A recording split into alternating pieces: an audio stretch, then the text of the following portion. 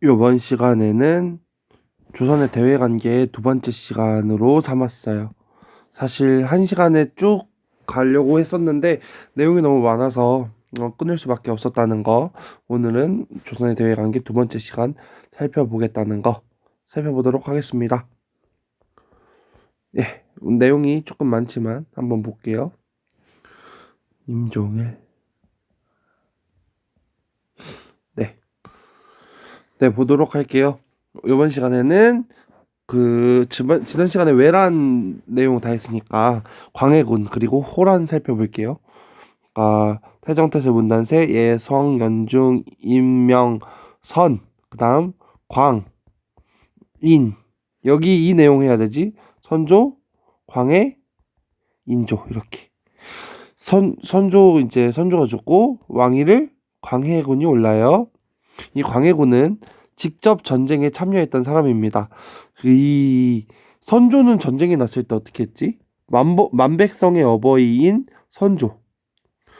일본이 상상하지도 못하는 방향으로 갔지? 어떻게 했지? 선조는 도망을 갔죠.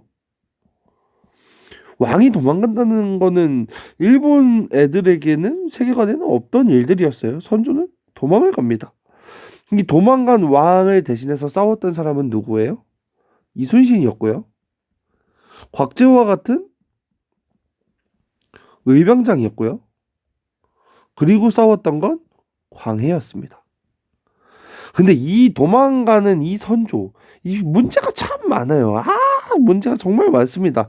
이 선조가 지가 그렇게 도망갔으면 이렇게 업적이 있었던 이 사람들한테 잘했어야 됐는데 선조가 질투심이 엄청 심해요.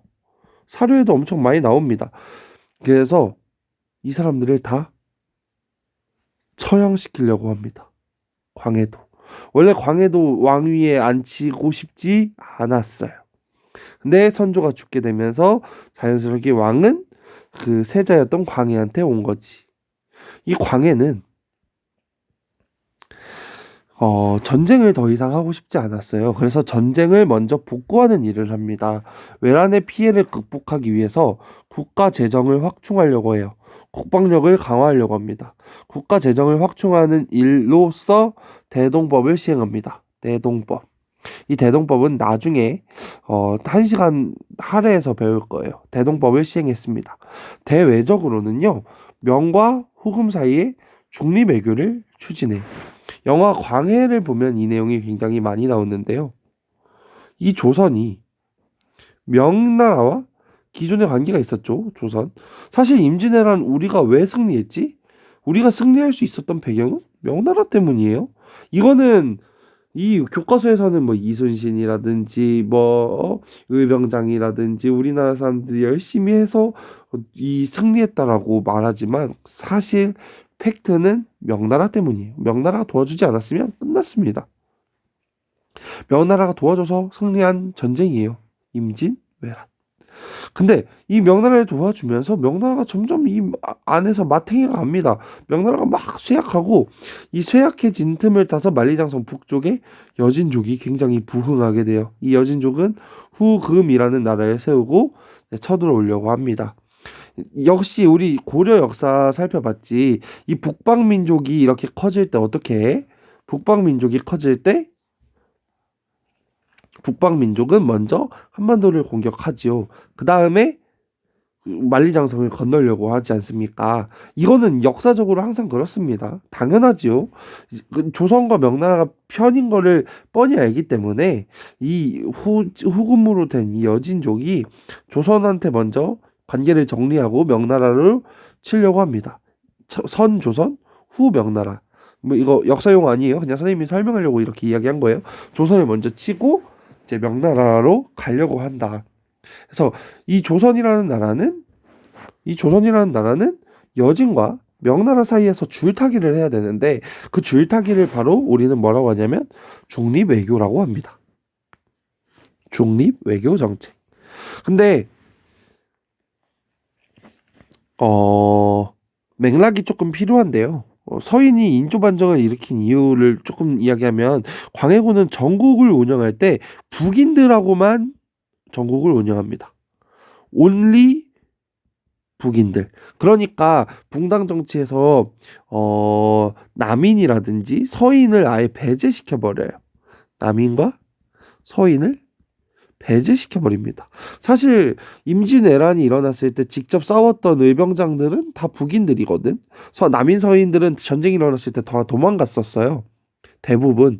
그러다 보니까 북인들이 거의 극혐하게 되고 이 북인과 광해군이 이 독단적으로 정치를 하게 됩니다. 그러다 보니까 이 남인과 서인이 이제 광해를 이제 흠을 잡아서 바꾸려고 하는 거지. 반정. 그래서 서인이 인조 반정을 단행하게 됩니다. 이유는 뭐 살제폐모라고 어머니를 이복 형제를 죽이고 어머니를 폐위시키는 게 그 명분인데요. 교과서에 제대로 안 나와 있어서 깊은 내용은 설명하지 않겠습니다. 어쨌든 서인이 인조 반정을 통해서 능양군이거든요. 능양군 이 인조를 정권을 탁 줘요. 그리고 인조는 친명배금 정책을 실시합니다. 인조가 극딜했던 게 이 중리배교 정책을 굉장히 극딜했거든요. 그래서 인조는 즉위하자마자 어떤 정책을 할 수밖에 없었다? 친명배금 정책을 할 수밖에 없었다. 그러니까 갑자기 이렇게 줄타기를 하다가 여진을 멀리하고 금을 멀리하고 명나라만 사랑을 하니까 이 후금이 명나라를 치기 전에 조선을 먼저 공격하는 일이 일어납니다. 후금이 침입하고요. 그래서 후금과 조선 사이에 형제 관계를 체결해요. 정묘호란이라고 합니다. 그리고 나서 후금은 국호를 청으로 바꾸고요. 조선의 군신 관계를 요구해요. 이거 받아줘 안 받아줘? 절대 안 받아주지. 조선 내에 주화론 최명길과 척화론 김상원으로 나누어서 대립하게 되는데요.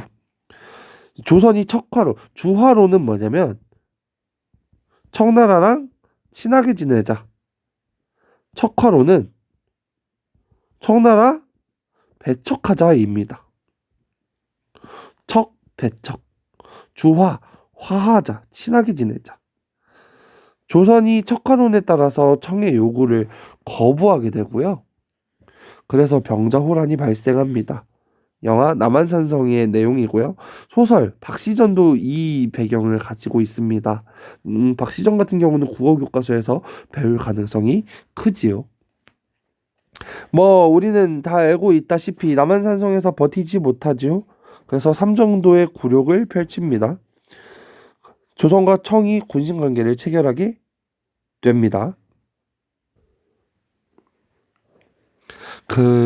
보면 선생님 잠시만요. 약간 멍 때렸네요. 보면 조선의 왕들 중에서 이 시기에 미친 왕들이 있습니다. 전쟁이 났어요. 전쟁이 났는데 도망간 왕이 있습니다. 누구죠? 선조였어요. 근데 이 인조는 도망도 못 간 놈입니다. 도망도 못 간 놈. 못 간 왕. 누구? 인조예요. 사실 인조가 남한산성으로 들어가려고 했는데요. 그러니까 원래는 강화도를 가려고 했고 원래는 더 남쪽으로 내려가려고 했는데 강화도로 가려다가 붙잡힙니다. 그래서 급하게 남한산성으로 가거든. 그러니까 붙잡히려고 해서 기가 막힌 선조죠. 선조는 기가 막히게 어떻게 해요? 도망을 졸라 잘 갔죠. 인조는 도망도 못 갔습니다. 그러니까 원래는 임진왜란처럼 피란을 쫙 가서 이 좀 백성들은 좀 죽더라도 자기가 조금 이 생명을 연장하면서 싸우려고 해야 되는데 이 인조는 도망도 못 가요. 선생님이 이거 버전이 있었죠. 그리고 나중에 전쟁이 났는데 다리를 끊고 도망가는 사람도 있습니다. 뭐 나중에 배우겠지만 어쨌든 선조랑 인조 이 얘기하려고 했었는데 선생님이 잠깐 멍 때렸네요. 어쨌든 삼전도의 굴욕 309고두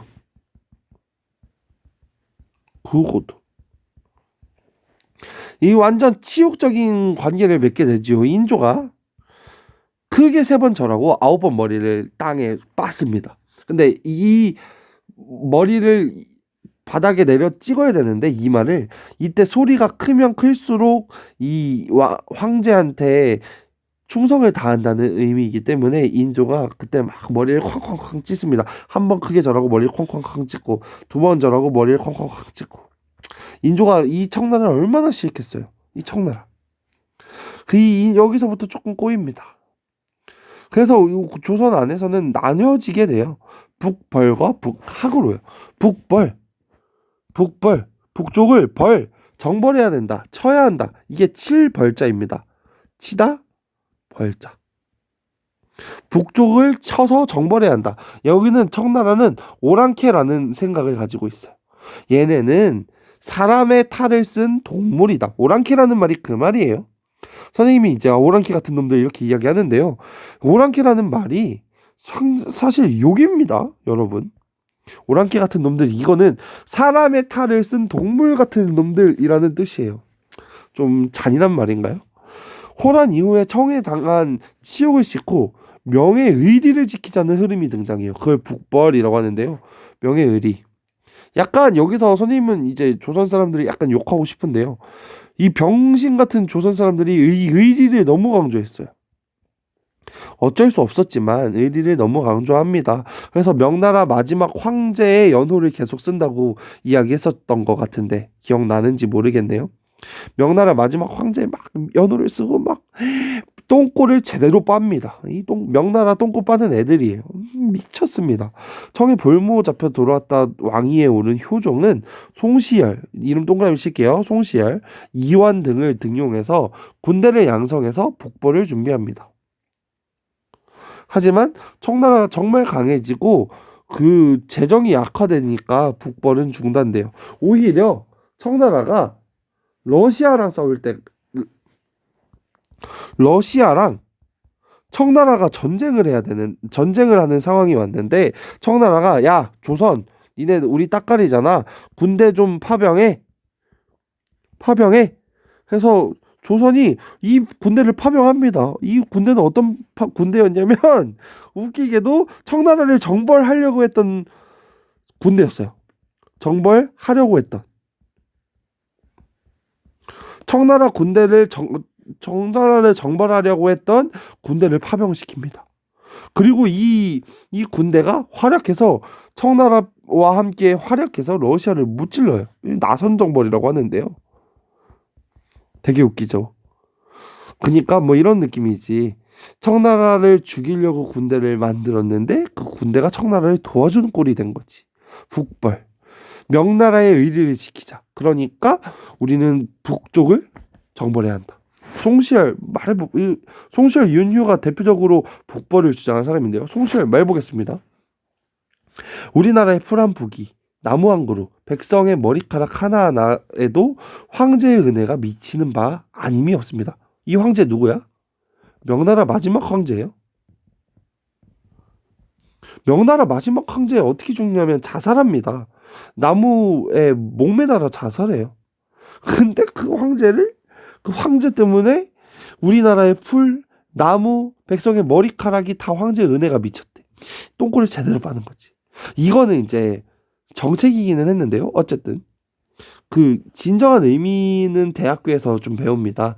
북벌의 진정한 의미는 따로 배우게 될 텐데요. 어쨌든 윤휴는 우리나라의 정의로운 병력과 강한 활솜씨는 천하의 소문이 난 데다가 화포, 조총 건드리면 우리도 진격할 수 있다. 청나라 정벌할 수 있다. 우리 정벌하러 가자. 라고 하는 게 북벌입니다. 이 북벌 이거는 효종 때 대도하게 된다는 거. 북학 아니다. 청나라 무슨 소리냐. 오랑캐이기는 하지만 배워야 할 대상이다. 청의 발전된 모습을 보고 자극을 받은 학자와 지식인들이 북학론을 제기합니다. 북학, 배울 학자지요. 배워야 한다고 주장해요. 특히 박제가 무역선을 파견해서 청에 이루어지는 세계 무역에 참여해야 한다. 개화사상으로 계승되기도 한다. 그러니까 오랑캐라고 할 것이 아니라 배울 점은 배워야 됐는데 그러지 못했지요. 박제가 진실로 백성에게 이로우면 그 법이 오랑캐에게 나왔다 하더라도 성인이 장차 취해야 할 것이다. 박지원 우리를 저들과 비교한다면 진실로 한치의 나은 점도 없다. 그럼에도 단지 머리를 깎지 않고 쌍투를 튼 것만 가지고 스스로 천하의 제일이라고 하면서 지금의 중국은 옛날의 중국이 아니라고 말한다. 다 지금 북쪽을 배워야 된다. 우리 이렇게 무시해야 대상이 아니다라고 이야기를 하는 거지요. 그러면서 이제 조선 후기에는 조선의 세계관이 변화합니다. 세상을 바라보는 눈이 변화한다는 의미입니다. 세계관이 변화한다는 말은 과학기술이 청나라에서 전해집니다. 청나라에서 자명종가 스스로 올리는 종인 거지. 그러니까 알림이 스스로 올리거나 천리경, 망원경이라고 생각하면 되죠. 그 다음에 세계지도가 들어와요. 세계지도가 고려만국 전도입니다. 비교할 거는 혼일강리 역대국도 지도인데요. 이거는 조선 전기 지도입니다. 언제냐면 태종 때. 고려만국 정도는 조선 후기입니다. 비교해야 돼요. 지금 이 지도가 선생님이 두 개를 보여주는데요. 얘가 혼일강리 역대국조 지도입니다. 조선 전기 태종 때 이렇게 생긴 게. 그 교과서에 나와 있어요. 교과서에 58페이지 보면은 이 지도 두 개의 그림이 나와 있는데요. 차이점을 한번 볼게요. 얘는 혼일강리 역대국조 지도, 얘는 고려만국 전도. 이 지도는 이름하고 내용의 의미를 알아야 합니다. 혼일강리 역대국조 지도는 그 세계 지도예요. 여기 이게 뭐냐? 중국입니다. 그럼 이거 뭐예요? 오, 꽤 비슷하게 생겼죠? 이거 뭐야? 조선이지. 그리고 여기에 아프리카랑 유럽도 있어요. 유럽, 아프리카. 이 지도에는 아메리카는 있어요, 없어요? 아메리카는 없습니다. 왜냐면 아메리카가 발견되기 이전이에요. 1400년대에 만들어진 그림이거든. 혼일강리 역대국도 지도. 그러다 보니까 뭐라고 해야 되지? 이 지도는 중화 사상을 대표적으로 담고 있어요. 중화 사상. 혼일강리 역대국도 지도는 이 지도의 가운데는 어느 나라야? 가운데는 중국이야. 세계의 중심이 중국이라고 생각을 한 거야. 그리고 그 다음에 큰 나라는 뭐야? 조선이야. 조선은 중국보다는 작지만 그래도 세계 2등이라고 생각하는 생각이 담겨져 있는 지도예요.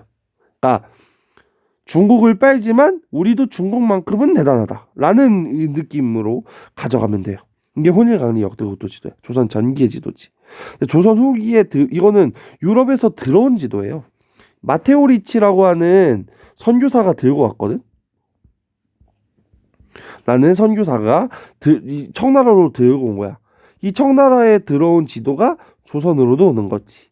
근데 어떤 느낌인지 보겠습니다. 아프리카 있네요, 그죠? 유럽 있죠, 유럽. 어머, 그리고 이거 뭐야? 아메리카도 있지. 그리고 중국은 어디에 있냐면 여기 있어요. 아주 작지. 기존에는 세계의 중심이 중국이라고 생각을 했어요. 근데 이 지도를 보니까 어때? 세계의 중심이 중국이 아니야. 중국보다 훨씬 더 큰 나라들이 너무 많아.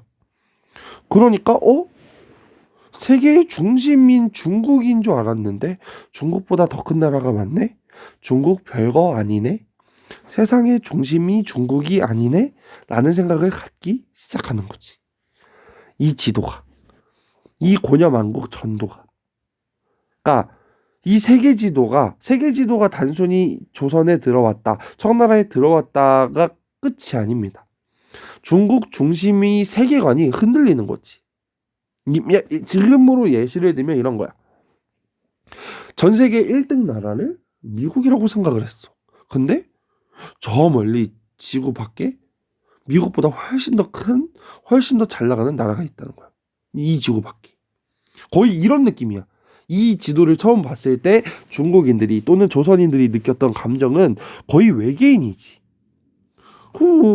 외국인들이 외국인처럼 보이겠어? 외계인이지 거의? 무슨 말인지 알겠죠? 완전 세계관을 흔들어 놓은 거예요. 서양의 역법이 들어옵니다. 시헌역. 실학자를 중심으로 조선의 지식인들이 중국 중심의 세계관에서 벗어나는 데 큰 영향을 끼쳐요. 이 지구는 둥글다라고 이야기합니다. 홍대용 지전설, 지구가 돈다라고 이야기해요. 지전설하면 선생님이 이야기할 게 있는데요. 선생님이 대학교 때 한자 수업을 듣는데 한자 수업에서 자꾸 시험 문제가 나왔는데 시험 문제에서 자꾸 이 한자가 써 있는 거예요. 이 애가 굴을 전자거든요. 아니 뭐가 자꾸 굴러가는 거예요. 뭐가 자꾸 굴러간다 했더니 이 지전설 내용이었어요. 지구가 굴러가는 건데 그걸 모르고 구른다 말만 나오니까 해석을 못하고 있었던 거죠. 어쨌든 호란 이후 조선의 지식인들 사이에서는 멸망한 명을 대신해서 조선을 중화 문명의 정통을 계승한 유일한 나라로 보는 시각이 나타납니다. 소중화 의식이라고 하는데요. 원래 세계의 중심은 어느 나라였어? 중국이었어. 이 지역을 차지했던 건 명나라였어. 근데 명나라가 멸망했네? 그리고 이 지역을 누가 다스려? 청나라가 다스리잖아. 근데 얘는 뭐야? 오랑캐지. 그러니까 세계의 중심 역할을 했던 명나라가 없어졌고, 그러고 그 명나라 자리를 빼앗고 청나라가 정치를 하니까 이제 중화 사상, 이제 세상의 중심은 조선이라는 거지. 말도 안 되는 이야기입니다. 결국 우리 입장에선 말도 안 되는데 이 당시에는 좀 심각하게 논의를 해요. 이제 중화라는 것은 원래 명나라가 차지했는데 명나라가 사라졌기 때문에 이 중화가 누구한테 왔다? 조선에게 왔다. 그래서 우리는 중화긴 중화인데 조금 작은 중화, 소중화라고 생각하기 시작합니다. 그래서 막 우리가 명나라 황제를 막 다시 세우려고도 하고요. 명나라 황제 제사를 지내기도 합니다. 명나라 마지막 황제의 연호를 쓴다고도 이야기했었죠. 지금 우리가 보기에는 개똥인 것들을 하는데 소중화 의식이라면서 우리가 막 제사를 지내고 별걸 다 해요. 그러면서 이제 우리 역사, 국토에 대한 관심을 갖기 시작합니다. 우리 역사, 국토에 대한 관심을 자극해서 국학연구. 옛날에는 제일 좋은 건 뭐였어? 중국 거, 명나라 것이 제일 좋았어. 근데 이제 어떻게 되는 거야? 중요한 건 이제 더 좋은 건 뭐야? 중국 것이 아니라 조선 것이 중요하다고 생각하는 거지. 우리 역사를 살펴봅니다. 안정복이 동사강목이라고 하는 역사책을 쓰는데요. 한국사를 체계화 합니다. 한글은 유희라는 사람이 업문지라는 책을 써가지고 한글의 우수성을 알리기도 하고요. 지도는 김정호, 대동여 지도. 이건 유명하죠. 중요한 건 이 세 개가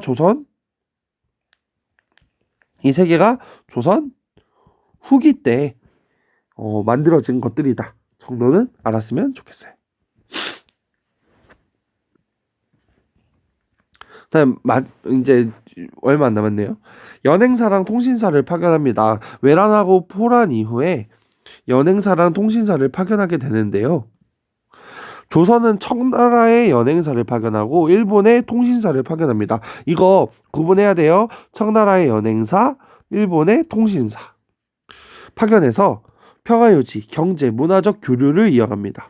조선과 청은 조공-책봉 관계를 맺습니다. 조선이 청나라에 조공하고요. 청나라는 조선을 책봉합니다. 연행사는 청에 발전된 문물, 청에 들어온 서양 문물을 조선에 전하는 통로 역할을 하게 되고요. 조선과 일본 사이에서는 일본의 에도 막부가 조선의 국교 재개를 요청하면서 기후 약조를 체결하고요. 제한된 무역이 허용되면서 통신사를 파견합니다. 통신사는 외교 사절의 역할을 하면서 양국 문물 교류에 기여합니다. 조선은 청나라의 연행사, 조선은 일본의 통신사를 파견했다. 수신사가 아니다. X 이거는 써놓으면 좋을 것 같네요. 수신사는 그 개항 이후에 파견하지요. 개항 즈음에 파견하는 게 수신사였고, 연행사, 그다음에 통신사. 통신사는 조선이 훨씬 높은 문물 수준에서 일본에 야, 너희 집에 이런 거 없지? 하면서 야, 이런 것도 있어, 얘들아. 미개한 애들아, 이런 것도 있어. 이거 한번 구경해 볼래? 이렇게 쓱. 조선 이 통신사가 왔다 가면 막 일본 애들이 막 미쳤다고 합니다. 막 조선 거 가져가려고. 연행사랑 통신사. 마지막. 간도랑 독도 이야기인데요. 이거 선생님이 과거에 간도, 독도 설명할 때 했던 내용입니다. 간도. 청나라는 중국을 차지한 이후에 만주 지역을 성역화해서요. 출입을 통제합니다. 아무도 안 사니까 우리나라 사람들이 개이득하고 들어가죠. 조선인들이 도망강 압록강을 건너서 산삼을 채취하거나 사냥을 합니다. 그래서 청과 조선 사이에서 경계를 명확히 하기 위해서 백두산 정계비를 세워요. 숙종 때입니다. 독도 문제도 마찬가지예요. 조선 후기에 일본 어민이 울릉도랑 독도를 자꾸 침범해요. 그러니까 숙종 때 안용복이라는 개빡센 사람이 일본 어민을 쫓고 일본까지 건너가서 울릉도 독도가 조선의 영토임을 확인받지요. 이거 이야기 기억나요? 이게 자꾸 울릉도 독도에 쳐들어오니까 이 안용복이 개빡센 안용복이 이 얘들을 멱살 잡고 끌고 가서 일본에 직접 가가지고 야 울릉도 독도 어느 나라 땅이야? 라고 해서 스미마세 독도 한국구 데스 한국 거라고 이렇게 인정하게 됩니다. 이를 계기로 조선 정부는 일본 막부와 울릉도 및 독도 귀속 문제를 확정하고요. 정기적으로 관리를 파견하고 관리하기 시작해요. 이 안용복이라는 분 때문이에요. 네, 오늘 수업은 여기까지 할 건데요. 뭐 했는지 한 번 더 복습하고 넘어가겠습니다. 광해군의 중립외교 정치, 그 다음에 인조의 정책, 그리고 북벌과 북학의 논의, 그리고 세계관의 변화. 혼일강리 역대국도 지도랑 고려만국 정도는 이야기를 많이 이야기했습니다. 생각보다 강조한 것 같고요. 그 다음에 소중화의식. 그래서 이 조선 안에도 관심을 갖기 시작한다. 외란과 호란 이후 연행사랑 통신사 파견했다. 그리고 간도와 독도 문제까지요. 오늘 수업은 여기까지고요. 네, 수고했어요.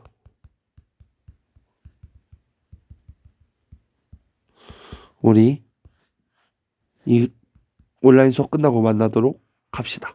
오늘 수업은 여기까지 할게요. 뿅.